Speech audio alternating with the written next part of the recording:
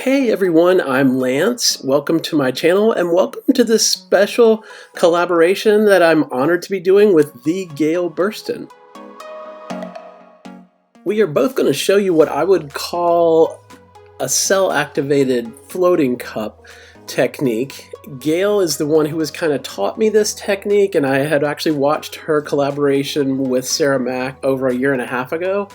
And it just fascinated me. And so I had reached out to Gail and asked her a little bit about, recipes and paint thicknesses and that kind of thing. And she said, you know what, let's just do a collaboration. And I was thrilled.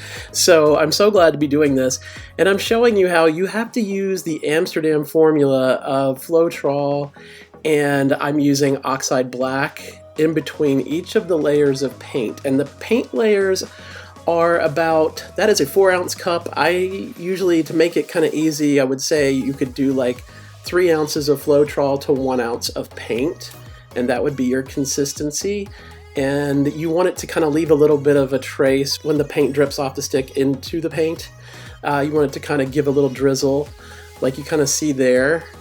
And then you want to do a thin layer of your oxide black or your Amsterdam formula, whatever Amsterdam paint you would use, and in between each layer. And they're thin layers. And so Gail and I have really gone and talked to each other and FaceTimed each other to talk about this, because I really wanted to kind of get my thicknesses correct, because I felt like on my first attempt where I was practicing, I had some paints that were a little thin, and I think my cell activator was a little bit thin, like too thin, because you do have it thin. And like you see here, my base paint is the house paint. I think I used Bare Premium Satin Enamel Pure White, and I mixed it with Floetrol, and you want it pretty thin. As you can see there, it is pretty thin. Now you can add a little water to that to get it to the thin consistency that you want, but that's going to aid in the production of your pearl cells that will pop up when you stretch the image of the floating cup and tilt it off and stretch it around, and when you do your swipes. Now I've got my thin white house paint layer coated on the canvas, and I'm just adding a little bit more white paint there, because as you see, there's my flip cup. Looks very pretty, and that's where I'm going to aim to do my flip. And I'm going to let that kind of sit and let the layers of paint move through each other. You want the layers of paint to move from the top to the bottom, move through that cell activated Amsterdam mixture, and give it a minute or two, torch anything around the edges to kind of bring up cells. And then we're going to get ready to pop that top with the skewer to see our beautiful floating action.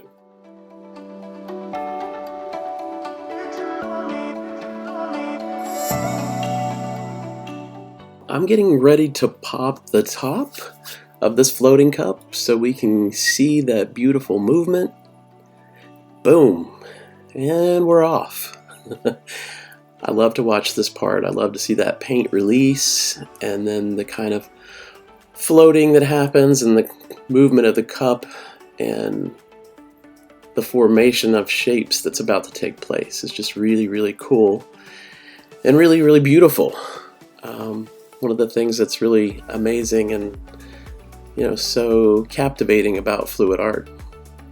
And I think in a second here I'm going to pull the cup off and move the rest of the paint around, and you have to kind of do this like with a quick swipe action, and at least that's what I like to do in order to get kind of an interesting shape. And you could lip it or flip it back into the shape, but I really love that. It almost looks alien-like right now. Beautiful and interesting cells. And that's what I truly love about this. And look at that beautiful cup. That is stunning, what looks like inside the cup even. And so now begins the tilting process to try and make more of this shape and decide kind of where you want to go and what you want to do and how you're going to use maybe your swipes to enhance that. I'm going to want to break up some of the mass shapes from the pour with some of my swiping. At least that's how I'm going to approach it. There are a lot of different ways that you could approach it. You'll have to wait and see. I'm going to do something that's going to create a little bit of a twist to also break up some of this space. Now let's go check in and see what Gail's up to. Hi, this is Gail from Life and Splatters, and I'm really thrilled to be doing this collaboration with Lance.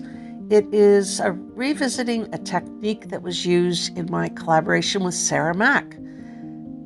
It is a floating cup using the black Amsterdam formula between the colors in the cup and using white house paint as a base coat.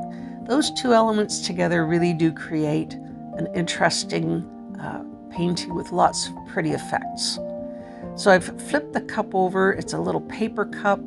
I pierced it with a wood skewer, which helps to release the paint. And now I'm just tilting to stretch the paint out and see what I've got to work with.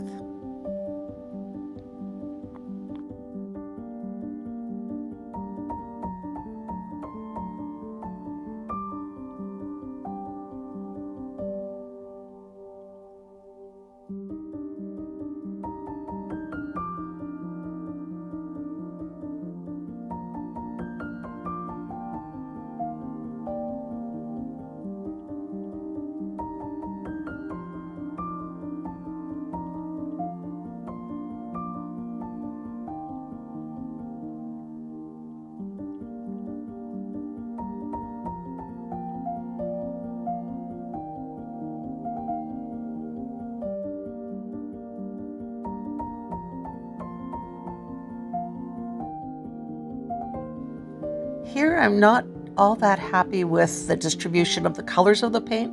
The Mysterious really did take over, and I want to brighten it up a little bit. So I'm going to do another little floating cup, and I'm going to add the brighter colors just to give it a little lift. I'll leave a link in my description box for Gail's full video, as well as an end card at the end of my video that you could click on that will take you to her video. She is the master at this technique. You have to go and check that out. I mixed my white base paint in a 16-ounce cup so that I would have enough left over. This is a 16-inch round canvas, and so I specifically wanted extra paint for this reason. I didn't particularly love how the cup swiped off the kind of design that it made, so I had enough of it to pour over it, and then you can just kind of tilt off the excess and tilt off what you didn't love. So that's kind of a little tip to kind of erase things. If you don't love something, you can always use your base paint to do that. Now I'm going to use some swiping with my offset spatula to do some swipes to break up some of this mass of the initial pour design. So that's kind of what you see me doing now. But I'm also going to do something a little different, and that's my little twist that I'm going to show you to create some visual interest in the composition a little bit later. So you'll have to stick around more towards the end of this video to see that. But I like to always do something a little unexpected or just tweak things a little bit here or there with pouring and with different techniques. I'm always interested in trying different things or maybe approaching something in a different way, because I feel like that's kind of the fun thing, keeps it interesting and exciting for fluid art. You know, it's think outside the box a little bit, blend techniques, use other techniques together, and see what kind of pieces that you can come up with.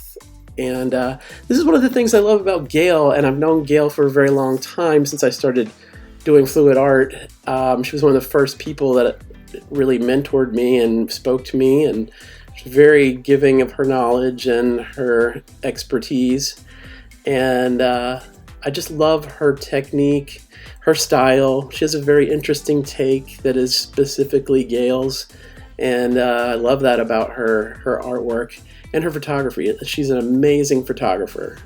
Takes beautiful photographs as well. She's just such an interesting and artistic individual, and I love learning from her. She is wonderful. So anyways, that's why I'm so honored to be doing this collaboration with her, because I've just really admired her and loved her work for a very long time. And you should please check her out if you haven't. I don't know where you've been if you don't know who she is. She's amazing, and she's just an all-around wonderful person as well. Now, if you're enjoying my collaboration video with Gail, finding it informative or entertaining, please go ahead and give the video a thumbs up and like the video. And subscribe to my channel. It really helps my channel and me out. And leave me a comment because I love hearing from you. I'm really getting close, and with your help, my channel could reach 2,000 subscribers. I think it's important to note that the reason we're calling it the Amsterdam formula is because Amsterdam paints have a very reactive quality when mixed with Floetrol, whether it be American or Aussie, but no Aussie Floetrol was used, so all of the reactions are from American Floetrol and Amsterdam paint. You can see I have put my black Amsterdam formula on the back of my offset larger spatula and off of my palette knife, and done some smaller swooshes and swipes and some larger ones to kind of break up the mass of that initial pour for the composition, to kind of create a little bit more visual interest for the composition. And I'm finishing up some of my little tendrils that are coming off of that swipe. It almost looks kind of wing-like or bird-like. In a second, you're gonna see my twist. I told you there was a twist coming up, and there is a twist coming up.